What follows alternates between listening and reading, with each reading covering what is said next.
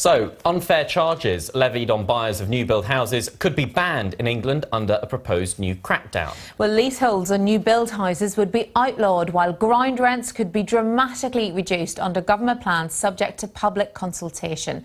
Well, Andrew Walker is the BBC's economics correspondent. Andrew, why do we need this crackdown?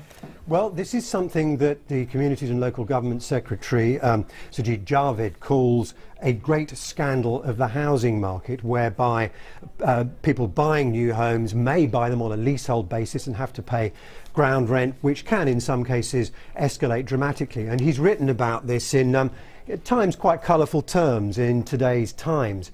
And he says, for example, that if you go to the butcher and buy some sausages for the barbecue, you don't get an invoice for the following 100 years. If you buy a bucket and spade, you don't get change of ownership fees levied by the manufacturer when you pass the bucket and spade on. He talks about some examples, and in one case of 3,000% increases in the ground rent to a total of something approaching £10,000. So he thinks that there is certainly, although there are cases where leasehold arrangements are justified, they're commonly used in flats, he's clearly concerned that, that in some cases they're being used in an unfair and financially abusive way.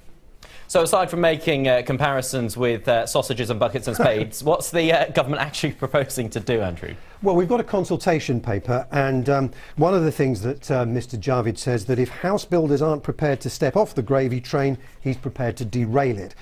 He wants to look at the idea of banning the unfair and unjustifiable use of leasehold arrangements, and also to ensure that where there really is a case that, that the ground rent should be pegged at a permanent peppercorn rent, is the phrase he uses. So it's consultation at this stage, but I'm sure he's going to get some very vigorous responses to his request for views. OK, Andrew, thank you very much. Andrew Walker there, our economics correspondent.